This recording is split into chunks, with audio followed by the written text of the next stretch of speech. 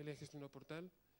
Este paciente se le había hecho una CPRE, que vemos que tiene una dilatación del colédoco y en algún momento se ha visto la prótesis en el interior. Ese es otro caso, un paciente que nos es referido por una ictericia obstructiva. Hacemos la CPRE y lo que vemos es esta estenosis a nivel del colédoco intrapancreático. Lo que hacemos es por CPRE colocar una prótesis y a continuación realizamos la econdoscopia. La econdoscopia lo que vemos es que tiene una masa a nivel de cabeza pancreática, que está el colédoco con la prótesis. Esta zona corresponde a la zona de la masa y lo que nos va a permitir la econdoscopia es, durante el mismo procedimiento, proceder a hacer una punción citológica de la lesión. Aquí vemos la aguja como penetra en el interior de la masa para realizar la PAF. Con la aparición de los econdoscopios lineales, que tienen un plano ecográfico que es paralelo al eje del endoscopio, la econdoscopia pasa de ser una técnica de diagnóstico puro por la imagen a ser una técnica que nos va a permitir hacer actuaciones más agresivas, como por ejemplo las PAF guiadas que hemos visto, procedimientos terapéuticos como neurolisis del plexo celíaco, ayuda a drenaje de pseudoquistes o como complemento a la CPR, como veremos más tarde. Las utilidades de la punción aspirativa guiada por econdoscopia va a ser el diagnóstico de masas pancreáticas, tanto sólidas como quísticas, el diagnóstico de adenopatías, tanto abdominales como en mediastino, y también la obtención de líquido ascítico pleural en casos de que no sea posible por los métodos convencionales, y también vamos a poder biopsiar lesiones hepáticas o lesiones adrenales. Hay muchos trabajos que han valorado la precisión y la sensibilidad de la punción aspirativa por econdoscopia, y los datos de sensibilidad que se reportan están alrededor del 85 o el 95%. Nosotros hace años valoramos los resultados con nuestras primeras 100 punciones, comparándolo con un centro con mayor experiencia en econdoscopia, y los datos de sensibilidad que obtuvimos fueron del 85%, que era solapable al otro centro, con un valor predictivo negativo de un 57%, que también era solapable. Las ventajas que ofrece la punción guiada por econdoscopia sobre la versión por TAC, que os he comentado ya antes, es que nos permite biopsiar lesiones demasiado pequeñas para ser identificadas por otros métodos de imagen. Vamos a biopsiar a través de un segmento de la pared que va a formar parte de la pieza de resección, evitando el riesgo de siembra tumoral. Proporciona información adicional a esta viaje y, como hemos visto en el caso anterior, se puede realizar durante el mismo procedimiento diagnóstico o seguidamente una CPRE. Es una técnica que es segura, con poca tasa de complicaciones. Se han descrito pancreatitis aguda con una incidencia del 0,29%. Y la infección, sobre todo cuando puncionamos lesiones quísticas, una incidencia del 2%, lo que justifica el realizar una profilaxis antibiótica antes de puncionar un quiste. Y el resto de complicaciones reportadas están sobre todo relacionadas con la sedación. Una pregunta clave es a qué pacientes debemos realizar una punción aspirativa guiada por econdoscopia. Está claro que en los pacientes que no son tributarios de cirugía es útil tener un diagnóstico histológico para decidir un régimen de quimiorradioterapia. Pero en los pacientes que tienen lesiones potencialmente resecables es cuando aparece la controversia. Por un lado hay un punto de vista que dice que de todas formas tampoco va a alterar el manejo, ya que tiene una sensibilidad elevada, pero falsos negativos hasta un 15%. Y por otro lado hay otra visión que dice que hay algunas lesiones que por imagen pueden parecerse a un adenocarcinoma y que algunos pacientes quieren saber si realmente tienen una lesión neoplásica antes de someterse a una cirugía tan agresiva.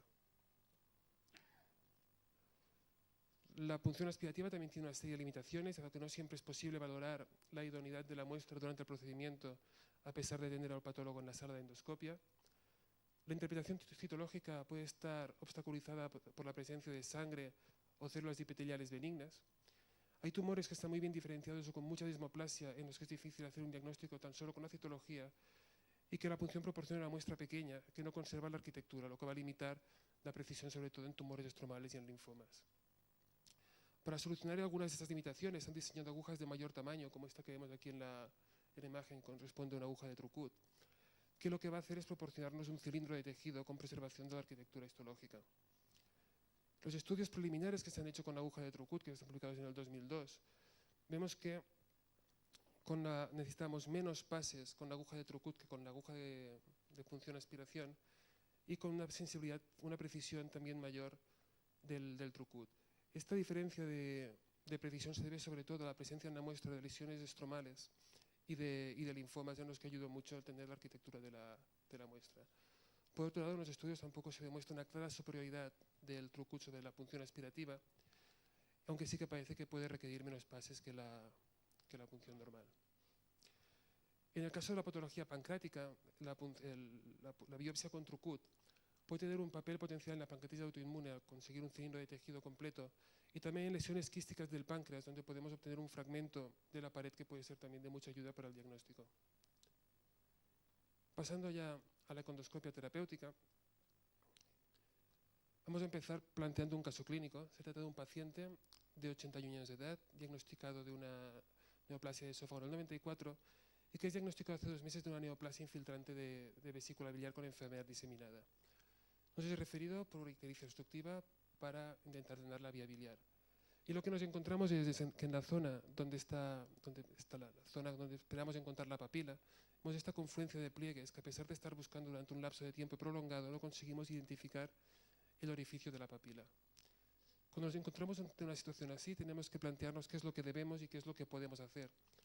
En primer lugar, hay que valorar la dificultad del caso, hacer una evaluación clínica para asegurarnos de que realmente está indicado el procedimiento y valorar con qué equipo contamos. En función de esto, hay que elegir la técnica más adecuada. Las vías que tenemos de acceso a la vía biliar sería, en primer lugar, la vía clásica, a través de un duodenoscopio, acceder a través de la papila, que es la vía natural. También nos podemos ayudar de la vía transparieto hepática o ayudarnos de la paroscopia. Y por econdoscopia podemos acceder tanto a la vía biliar intrahepática a través del cuerpo gástrico y a la vía biliar extrahepática a través del bulbo duodenal. Las opciones que tenemos para actuar aquí serían o colocar una prótesis directamente del cuerpo gástrico, la vía biliar intrahepática, si está suficientemente dilatada, colocar una prótesis también directamente de duodeno a colédoco, si es posible, y otra vía sería hacer una técnica de rendezvous, como veremos en esta animación, que consiste en se entra con el econdoscopio hasta bulbo duodenal, se localiza el colédoco y se punciona. Una vez tenemos ya la aguja en el interior del colédoco, procedemos a inyectar contraste para hacer una colangiografía y después, a través de la aguja, pasamos un hilo guía hasta que lo pasemos a través de la papila, segunda porción duodenal. Una vez ya tenemos el hilo guía en esta posición, lo que hacemos es intercambiar el endoscopio, colocar un duodenoscopio y completar el procedimiento terapéutico. Nuestra experiencia con los rendezvous y con la ayuda econdoscópica a la CPRE, tenemos 19 casos, tanto por indicaciones biliares como pancreáticas. Hemos conseguido el éxito, es decir, drenar la vía en 17 de los casos. Y como complicaciones hemos tenido un caso con un discreto sangrado que se pudo solucionar con métodos endoscópicos y 2 casos de reacción pancreática leve que se solucionó con medidas conservadoras. Vamos a ver cómo acaba el caso clínico que habíamos planteado antes. Aquí lo que hacemos es, por econdoscopia, localizar el colédoco, puncionarlo. Una vez ya tenemos la aguja colocada en el colédoco, utilizamos una aguja grande, 19 G. Hacemos la colangiografía, vemos esta gran dilatación de la vía biliar y a través de la aguja lo que hacemos es pasar un hilo guía a través de la vía biliar hasta la papila. Aquí ya vemos cómo tenemos la guía en lo que nos parece que es segunda porción duodenal, vemos que se está enroscando después de la papila. Cambiamos el endoscopio, retiramos el eco, entramos con el duodenoscopio y lo que nos encontramos es en la zona donde esperábamos encontrar la guía, vemos que no está, pero vemos un abombamiento que antes no estaba. Asumimos que la guía ha quedado enterrada de forma submucosa y con un bisturí puntiforme hacemos una pequeña incisión en la mucosa para dejar visible la guía y con una pinza de biopsia lo que vamos